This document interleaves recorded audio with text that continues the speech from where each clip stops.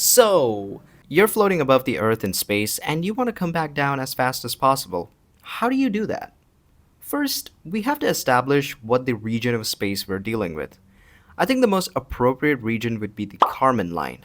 The Kármán line lies between the mesosphere and the thermosphere, and to keep things simple, we're going to consider that you're stranded at 100 kilometers altitude.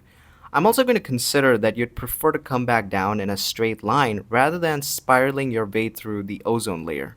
Honey, where are my SUVAT equations at?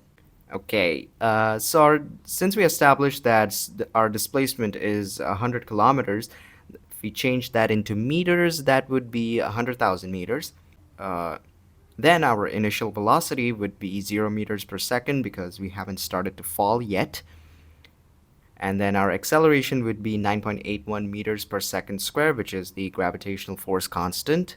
Oh, why am I such a nerd? So using the equation displacement equals to half times acceleration times time squared, we'll first find the time it takes to fall. So we adjust the equation and make time the subject. That would be the square root of 100,000 times 2 and then divided by 9.81, which is equal to 143 seconds.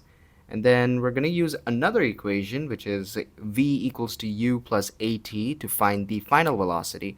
Now, what is the final velocity? That is the speed at which you are falling down and within the time that I have just found out. So that would be 9.81 times 143, which is 1,403 meters per second.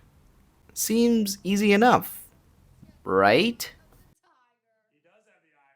Are you sure about that? First, I didn't consider air resistance. It's well known that the higher the altitude, the thinner air gets, which means it's harder to breathe and the surrounding atmosphere becomes colder than what you can bear.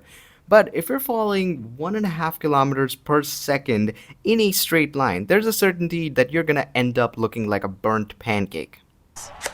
Kaboom! Yes, Rico. Kaboom. Why is that? Because air becomes thicker as the altitude lowers down. So not only is it going to interfere with our calculations drastically, but it also contributes to something known as frictional heating. Apparently, there have been numerous cases of people attempting these space jumps, albeit not as extreme as this example, and I don't think falling 100 kilometers from space in regular clothes will ever become a reality. If you take the example of a regular satellite, like the International Space Station, and the reason why it's able to stay within the Earth's orbit is because it respects horizontal velocity. And if it doesn't, you can expect it to crash into the asteroid belt between Mars and Jupiter or vaporize as it comes in contact with Venus's atmosphere. So if you're remotely even considering doing this practically, you better have an Iron Man suit in store. I think the Mark 45 would look pretty cool. And that's it for today. If you enjoyed this video, please consider liking it. Please consider subscribing to the channel and pressing that bell icon. This was a really different video from what I usually do, so let me know how I did, and if you want to see more of these, comment down below. I'll bid you another farewell from another video, and I'll see you next time.